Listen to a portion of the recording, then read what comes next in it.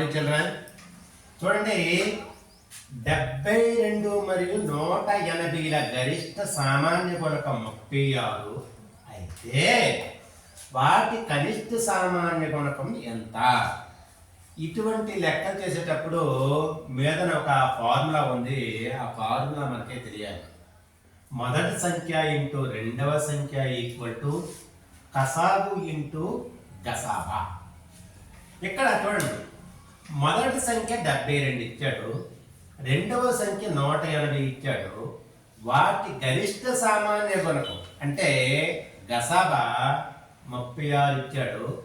కసాగు ఎంత అని అన్నాడు అనమాట.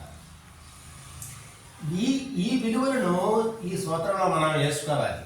మొదటి సంఖ్య 72 ఇంటూ రెండవ సంఖ్య 180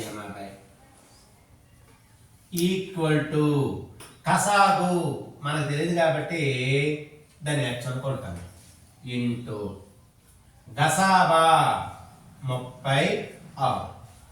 నేను లెక్కను సులువుగా చేయడానికి ఏం చేస్తానంటే ఈక్వల్ టు అవతల విలువలు యువతల వైపు, యువతల విలువలు అవతల వైపు తీసుకుని వెళ్తాను. సో ఇక్కడ ఏంటి, ఇక్కడ X into 36 equal to 72 into 180. ఇక్కడ 36 ఏం చేస్తుంది, గుణకారం చేస్తుంది. మనకు కావాల్సింది ఎక్స్.